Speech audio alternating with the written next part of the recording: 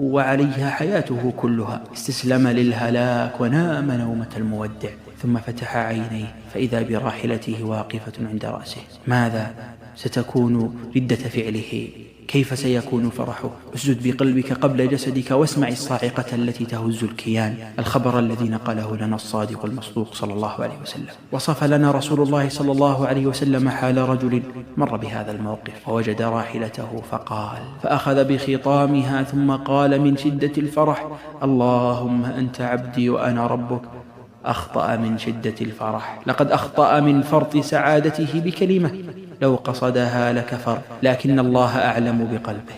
يا الله، أتدري ما معنى هذا؟ معناه أن ربك يفرح برجعتك إليه، بدمعتك، بيا رب الخارجة من صميم فؤادك. يفرح بك فرحا أعظم من فرح ذلك الرجل بعودة الحياة إليه، فرحا يليق بجلال وجهه وعظيم سلطانه. فيا أيها الغارق في ذنوبك، يا أيها المعرض البعيد، ألا تستحي أن يكون ربك ينتظرك ويفرح بتوبتك ويناديك وأنت لاهٍ عنه؟ ألا يحترق قلبك شوقا لتفرح ربك بعودتك؟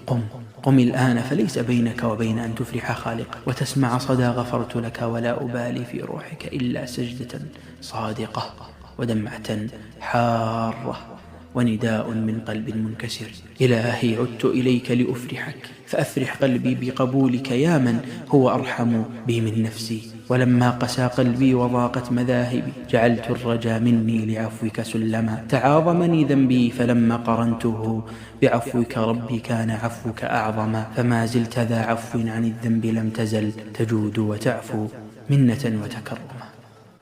والعبد المكسور بثقل أوزاره، يا من أثقلت الذنوب كاهلك حتى استحييت من نظري إلى السماء. اسمع بقلبك قبل أذنك، إنك تتعامل مع الهدوء الذي يبسط يده بالليل ليتوب مسيء النهار. أتظن أن الله يريد تعذيبك؟ لا والله، بل هو ينتظر منك تلك الزفرة الصادقة وتلك الدمعة التي تسيل على خدك بسكون الليل لتمحو صحائفها من الغفلة. يا أخي، اركب ببابه الآن وقل له: يا رب، أتيتك بذنوب لو وضعت على الجبال لدكتها، ولكنني جئتك برجاء في رحمتك التي وسعت كل شيء. جئتك بانكسار من لا ملجأ له إلا إليك ولا مجير له سواك. أتعلم ماذا يحدث عندما تتوب؟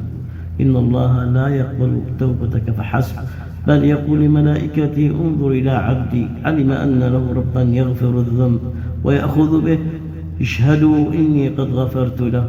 فلا تيأس مهما عظم ذنبك، فإن قطرة من دموع الانكسار تطفئ بحارا من غضب الجبار.